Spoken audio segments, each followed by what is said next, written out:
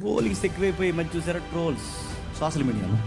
మీరు చూసారు లేదో, సోషల్ మీడియాలో ఫోటోలు పెడుతున్న వాళ్ళందరికీ చెప్తున్నాను, భార్య భర్త దిగి మీ సొంత ఐడీల్లో మీకు సంబంధించిన ఫేస్బుక్ అకౌంట్స్లో మీ బుక్లో మీ ఫోటో పెట్టుకుంటే అపహాసకుల కింద ఏమని రాస్తారు చెప్పండి. ఇద్దరు భార్య భర్తలు వాళ్ళ ఫ్యామిలీ పిక్ని వాళ్ళ సొసైటీలో ఆ సోషల్ ప్లాట్ఫామ్ మీద వాళ్ళు ఆ ఫోటో పెట్టుకుంటే కింద ఒకటి రాశాడు ఏమని చెప్పండి, నీకు ఆడేలా నచ్చాడు అని రాశాడు.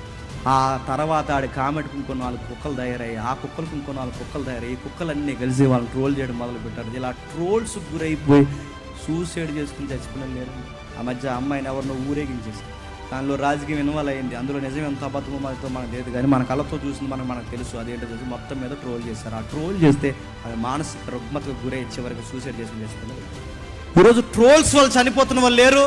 నీ ఫోటోని మార్చి, నీ బాడీని మార్చి, నీ బాడీ సేవింగ్ చేసి రకరకాల మాటలు మాట్లాడి ఒకటేంటి రెండేంటి అపహాసకులు ట్రోల్స్ బ్యాచ్ ఎక్కువైపోయారు.